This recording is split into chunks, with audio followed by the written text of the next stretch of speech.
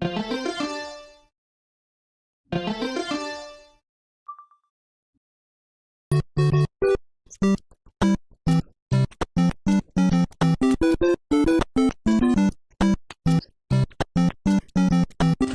and welcome to ADS510 Internal Relation Game.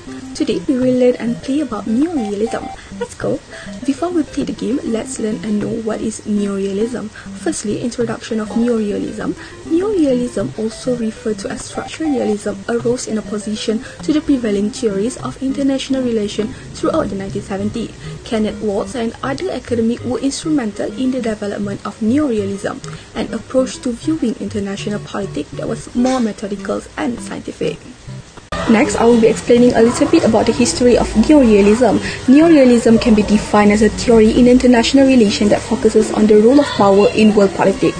It suggests that states are driven by self-interest and the pursuit of power. It places a strong emphasis on function of power and the composition of the international system.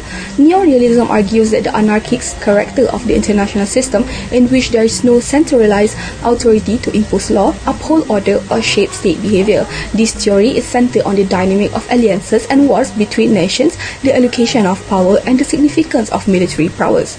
Neorealism was first articulated in 1975 and 1979 by Kenneth Waltz.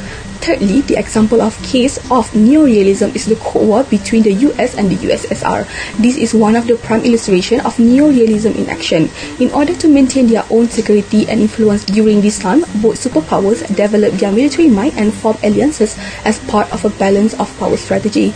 Their activities were primarily motivated by the fight for global supremacy and the threat of nuclear war, which is consistent with the Neorealist emphasis on power dynamic in international affairs. Lastly, Neorealism has given rise to a number of sub-theories. Balance of power theory, offensive realism, and defensive realism are a few prominent sub-theories. Various viewpoints on state behavior and interaction within the international system are offered by these sub-theories. The emphasis of defensive realism is on nations' attempt to preserve their existence and security. On the other hand, the emphasis of offensive realism is on state quest for supremacy and power. The idea of balance of power looks at how governments try to keep a certain amount of authority in order to keep one state from dominating the others. I think you already know a little about Neorealism, right? So let's play a game about Neorealism.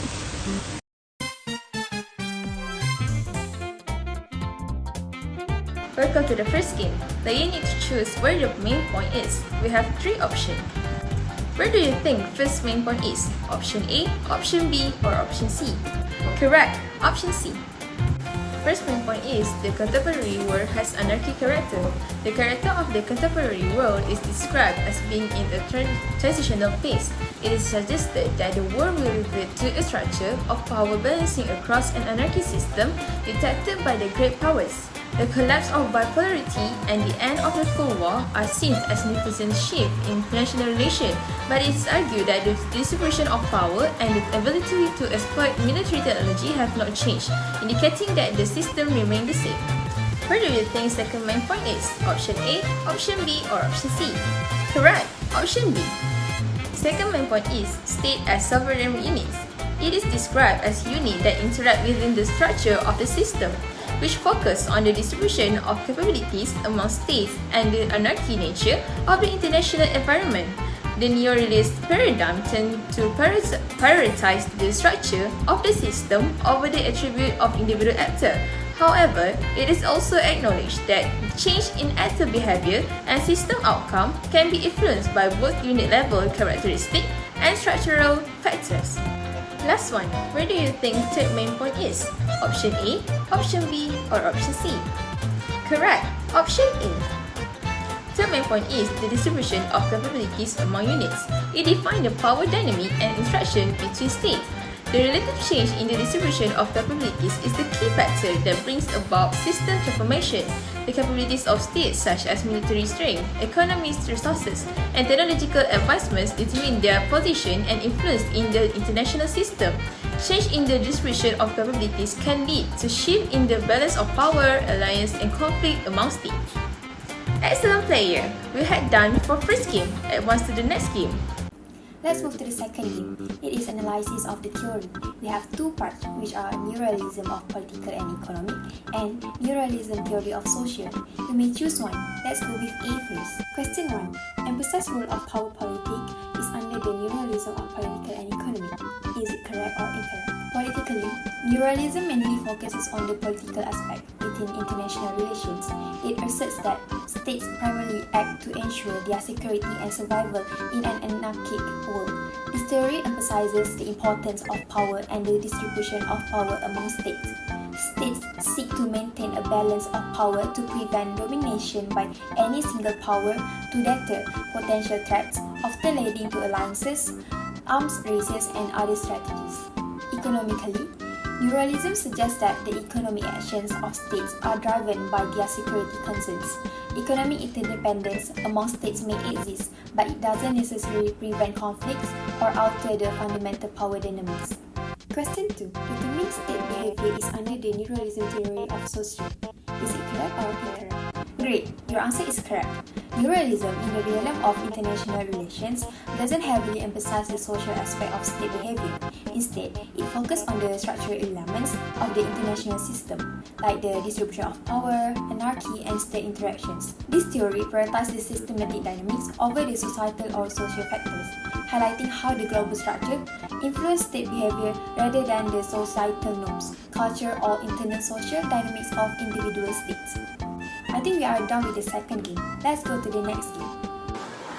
For the last game, we will play about the impact of Neorealism theory in international relations. We go for the impact of Neorealism under social first.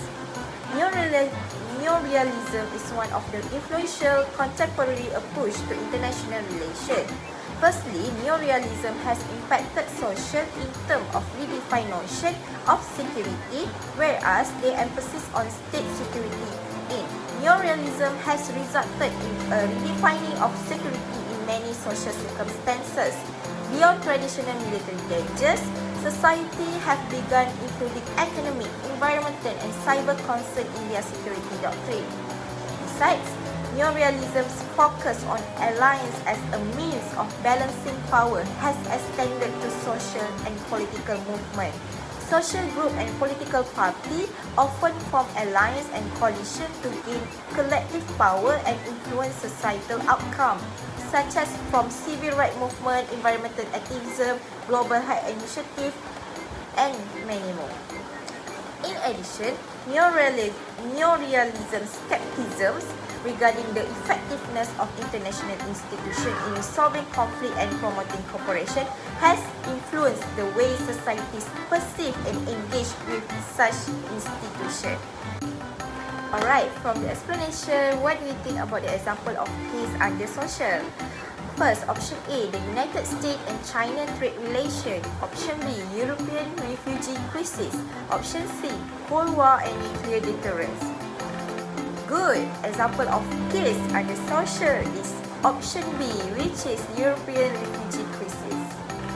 European refugee crisis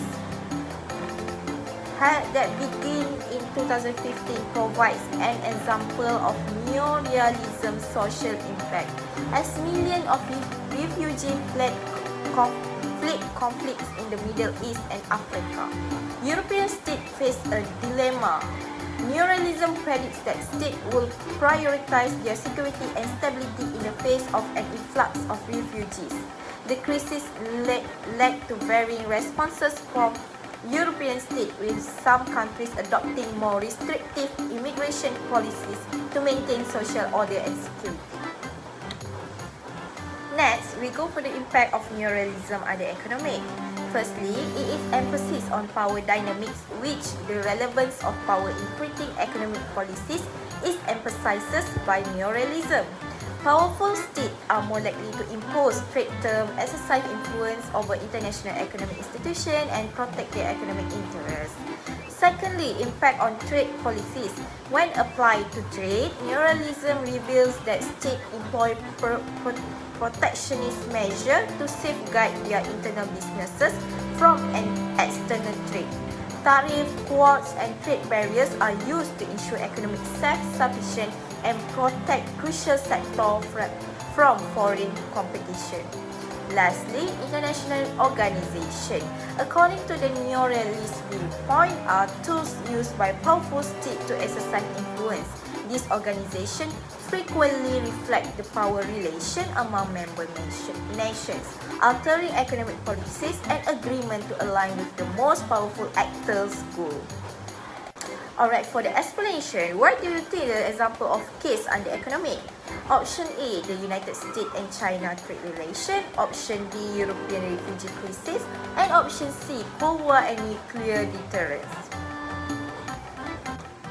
Good. Example of case under economic is option A, which is the United States and China trade relations. The United States and China trade relation. In the early 2000s, China's rapid economic growth posed a challenge to the United States' economic dominance. Neorealism will argue that the United States, as a dominant power, will seek to maintain its economic advantage and prevent China's rise from challenging its supremacy. This power struggle led to various economic policies such as tariff and trade restriction, reflecting the neorealist notion of states acting in their self-interest to maintain or enhance their power. Last but not least, we go for the impact of neorealism under political. Firstly, the impact of neorealism posits that states are rational actors driven by self-interest and the pursuit of security. When this theory is applied, it underscores the realpolitik nature of international relations. States prioritize their own survival, leading to the behavior such as military build-ups, alliance, and strategic diplomacy. Next, neorealism predicts that states will align with others to counterbalance stronger or potentially threatening states. This principle has been evident in various historical alliances, where states have come together to curb the influence of dominant power, validating neorealism predictive power. And last, neorealism impact and global power struggle is significant, especially in multipolar systems. In such scenarios, states constantly access to power distribution and adjust their strategy accordingly. Alright my friend, from the explanation, what do you think the example of case under political? Option A, the United States and China trade relation. Option B, European refugee crisis. Option C, Cold War and nuclear deterrence. Good, the example of case under political is option C, which is Cold War and nuclear deterrence. During the Cold War, the nuclear arms race between the United States and the Soviet Union exemplified neorealism political impact. The theory posits that states, in their pursuit of security, engage in power politics and deterrence strategy. Both superpowers possessing nuclear arsenal engage in a delicate balance of power, with each other seeking to deter the other from aggression through the trade of mutual assured destruction (MAD). Neorealism explains this situation as rational response to the anarchy international system, where states rely on military capabilities to secure their survival and prevent attacks from other states. Alright, good job player, we have done for the last game. Thank you. Well done players, you have reached the end. What do you think about neorealism? So, based on this game, what we can conclude is neorealism theory provides valuable insights into the behavior of states in the international system. By emphasizing power and self-interest, it offers a framework for understanding how states pursue security and survival. Neorealism also helps us analyze alliances, conflicts, and international institutions. However, it is important to consider other factors such as culture and non-state actors to fully comprehend the complexities of international relations. While neorealism has its limitations, it remains a significant perspective in the field, contributing to our understanding of state behavior in the global political landscape. Thank you for taking your time to play with us.